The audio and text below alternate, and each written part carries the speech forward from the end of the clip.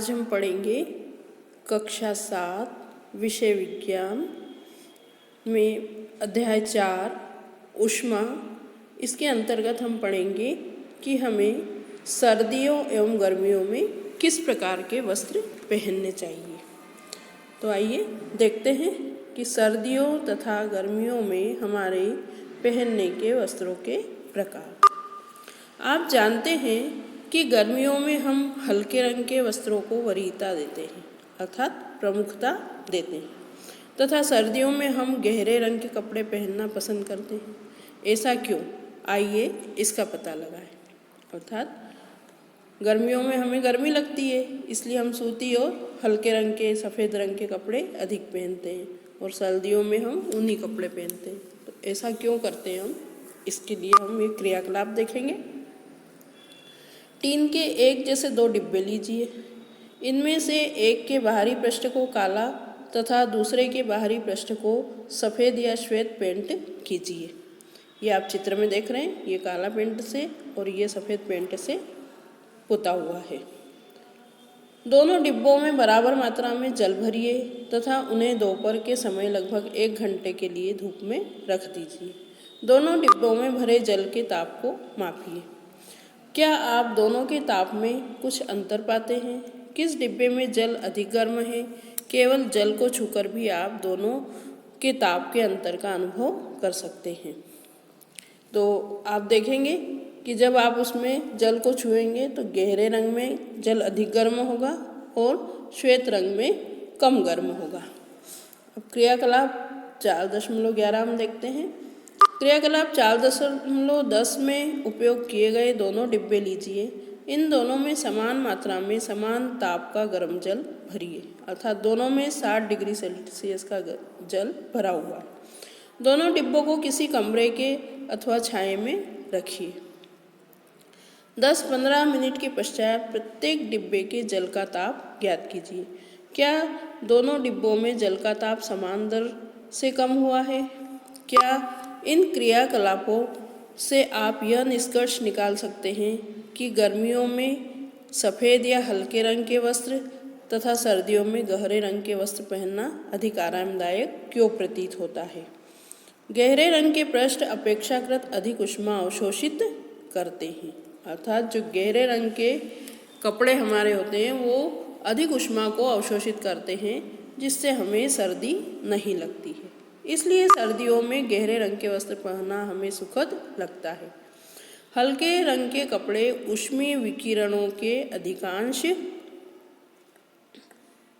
भाग को परावर्तित कर देते हैं, इसलिए गर्मियों में हमें हल्के रंग के वस्त्र अधिक आरामदेह लगते हैं। अर्थात जो डार्क कलर होते हैं, गहरे रंग होते हैं, वो अधिक ऊष्मा अवशोषित करते हैं, तो वो हमें गर्मी प्रदान करेंगे, और जो हल्के रंग के जो कपड़े होते हैं वो ऊष्मा को परावर्तित कर देते हैं, इसलिए हमें उसमें कम गर्मी लगती है। सर्दियों में ऊनी वस्त्र हमें उष्ण बनाए रखते हैं। उष्ण मतलब गर्म। सर्दियों में हम ऊनी वस्त्र पहनते हैं। ऊन ऊष्मारोधी है। ऊन कैसा होता है? ऊष्मारोधी, अर्थात उसमें से ऊष्मा बाहर नहीं निकलती, इसलिए अतिरिक्त ऊन के रेशों के बीच में वायु फंसी या ट्रैप रहती है। यह वायु हमारे शरीर की ऊष्मा को ठंडे परिवेश की ओर विकिरित होने से रोकती है और हमें उष्णता का अनुभव होता है। अर्थात जो ऊनी वस्त्र होते हैं उनमें वायु फंस जाती है और जिससे हमारे शरीर की गर्मी बाहर नहीं निकलती, और उसके कारण हमें अंदर गर्मी का अनुभव होता है। मान लीजिए सर्दियों में आपके एक मोटे कंबल अथवा एक के ऊपर एक जुड़े 2 पतले कंबलों में से किसी एक का चुनाव करके उपयोग करने की छूट है, तो आप इनमें से किसे चुनेंगे और क्यों? याद रखिए, 2 कंबलों के बीच में वायु की एक परत विद्यमान है ना। अब हम ये एक क्या आप जानते हैं दिया हुआ है, इसको देखते हैं।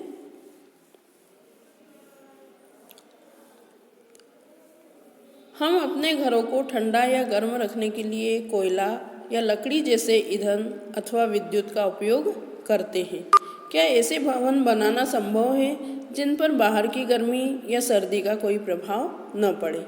भवन की बाहरी दीवार को ऐसा बनाया जाए कि उसके बीच में वायु की एक परत बंद हो जाए तो ऐसा संभव किया जा सकता है। ऐसा करने की एक विधि है कि भवन निर्माण में खोखली ईंटों का उपयोग किया जाए, जो आजकल उपलब्ध है। अर्थात उससे हमारे जो घर होंगे वो कैसे हो जाएंगे, एयर कंडीशनर हो जाएंगे, है ना, कि हमें ठंड भी नहीं लगेगी और गर्मी में गर्मी नहीं लगेगी। तो हमारा ये पाठ यहीं समाप्त होता है और इसके पाठ के कुछ अंश है, क्या आपने सीखा ये हम देख लेते हैं।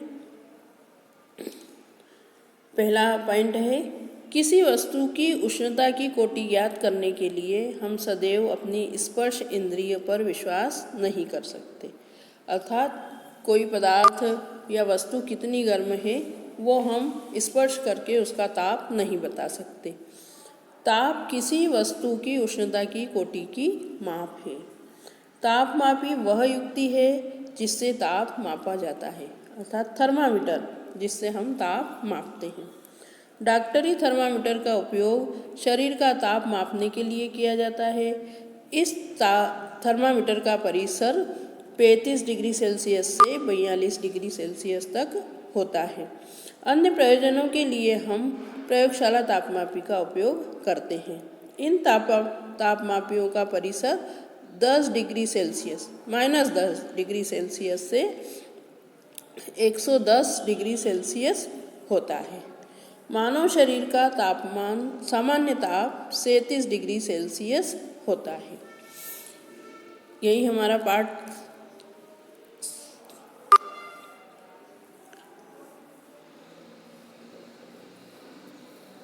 ऊष्मा उच्च ताप के पिंड से निम्न ताप के पिंड की ओर स्थानांतरित होती है। एक वस्तु से दूसरी वस्तु में ऊष्मा 3 प्रक्रमों द्वारा स्थानांतरित हो सकती है। ये है चालन, संवहन और विकिरण। ठोसों में प्रायः ऊष्मा चालन द्वारा स्थानांतरित होती है। द्रवों तथा गैसों में ऊष्मा संवहन द्वारा स्थानांतरित होती है। विकिरण द्वारा ऊष्मा के स्थानांतरण के लिए किसी माध्यम की आवश्यकता नहीं होती। जो पदार्थ अपने में से होकर ऊष्मा को आसानी से प्रवाहित होने देते हैं उन्हें ऊष्मा चालक पदार्थ कहते हैं। अर्थात जिनमें ऊष्मा बहती है ना, वो कैसे पदार्थ कहलाते हैं, ऊष्मा चालक। गहरे रंग की वस्तुएं हल्के रंग की वस्तुओं की अपेक्षा ऊष्मीय विकिरणों की अच्छी अवशोषक होती है। यही कारण है कि गर्मियों में हम हल्के रंग के वस्त्रों में अधिक आराम का अनुभव करते हैं।